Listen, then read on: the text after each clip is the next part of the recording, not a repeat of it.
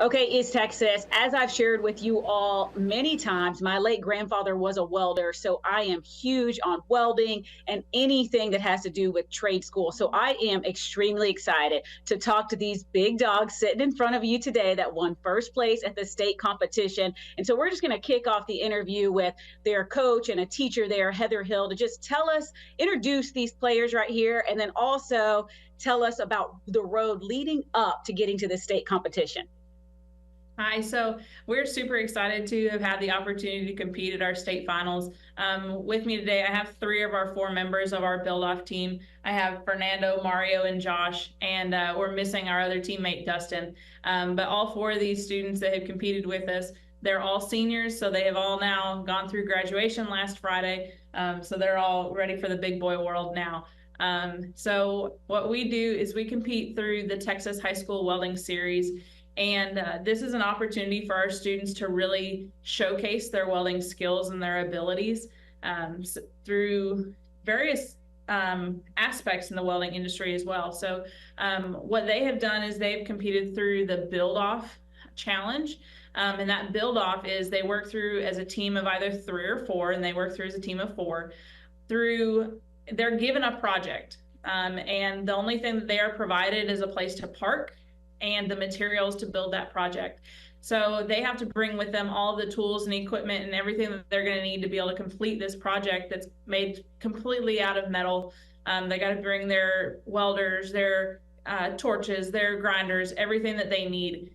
So we have gone through the year, we've gone through several different build-offs, building various things ranging from picnic tables to fire pits to actually last season we completed a 14-foot trailer single axle in an 8-hour day. So they go through a wide variety of projects that they're going to complete.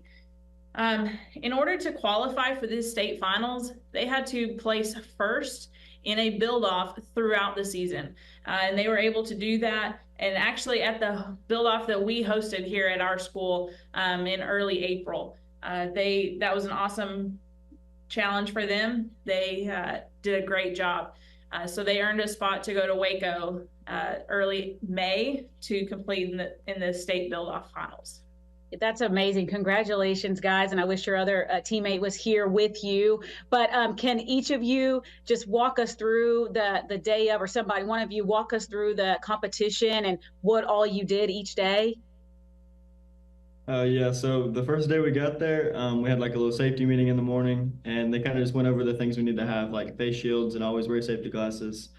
And then they gave us a blueprint that told us exactly where to weld and what pieces go where. And we had to follow that blueprint to the T to be able to get the project done, to be able to get some good points in that one. What was your project on the first day? It was a fabrication table that we had to build the first day. And also for their state finals, it was a 2-day build.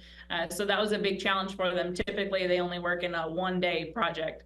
But I will say that first day, they had some extra challenges that they don't typically have to face in the weather. It was hot and it was humid. So they were pounding the water, and they were really struggling with that aspect as well, in addition to their fabrication.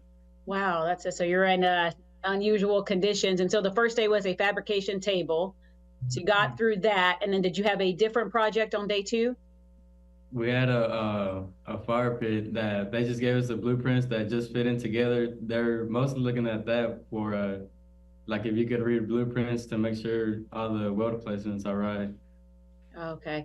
Let me tell you guys, if I was at that competition, we'd still be there right now. I would not have finished either one of those projects. It is not my talent at all. It is a gift that you all have. And so whenever you advanced to actually get to state, you won first at another competition, right? How did that feel? That felt amazing to get to be qualified for state. We feel so glad we had that opportunity to advance to the finals and compete against the best of the best. Right. Okay. And so now y'all are the best of the best. And so how did it feel on that day when you won first place at state? We were definitely shocked when they called our name. I thought we were going to get like third, not first place. We had really no faith in ourselves. I personally felt when they said third place and second place, they had that little pause for first, and I was like, well, maybe next year. Maybe next. And then they said we won, and so we're definitely all in shock after that.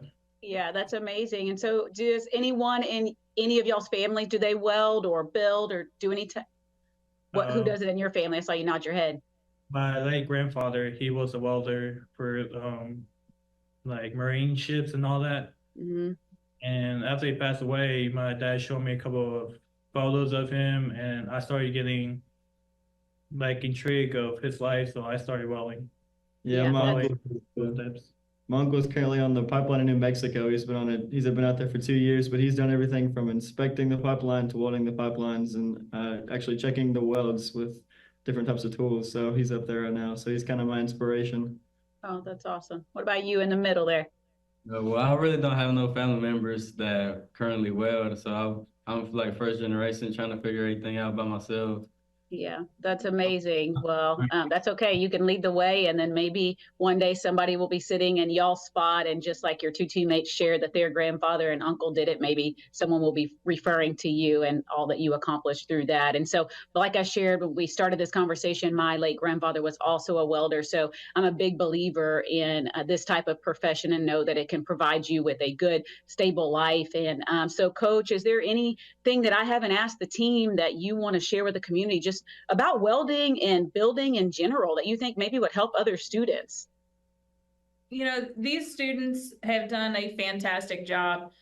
This is my second year here at Central, and they have gone, they've dove into the deep end with me, and I took them last year. I had Mario here in the center. He worked on our build-off team last year as well, and they did a fantastic job. And so they've all just gone in head first with me. So I'm really, really proud of them, and I'm really proud of the students that we have coming up in our underclassmen. They are very, very eager to continue this. They want to win state again next year. They are hungry for it, and I'm really proud of them in the fact that, welding and the blue collar trades is something that is so beneficial to them, and it's something that's really, really needed in our world, in our community, especially in the East Texas community that is a very blue collar type of community. Just teaching them that is an aspect and that is a possibility for them to do outside of high school, that they can graduate and they can just go straight to work if that's what they choose to do. And they don't have to go to college if that's not something that they want to do.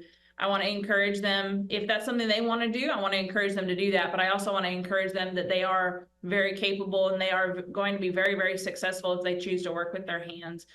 So I'm so thankful for the opportunity to work with them and give this opportunity to several other students as well. And I wanted to, within these three, I had two others, their other teammate and one other that contributed to our kind of senior class this year, graduating from welding, that they earned within their 2 years of welding, they have earned $61,000 worth of scholarships. Wow. Only that has nothing to do with their academics. That is only for them going to contests and welding and being successful. So they can put that towards their further education of welding if that's something that they choose to do. Right. That's amazing. And thanks for sharing that about the students that couldn't join us today for the call. And Coach, you should be proud of yourself too. It seems like you've coached some good kids here. They all seem humble and nice and into the sport, if you will. And so, guys, can we get a big thank you for Coach Hill? Thank you. Okay, guys. Well, we're so thankful to have had time for you here on East Texas Now. And I wish you all just great careers, whether you choose to go into building or welding, and an even better life. Thank you so much. Thank you. Thank you. Bye.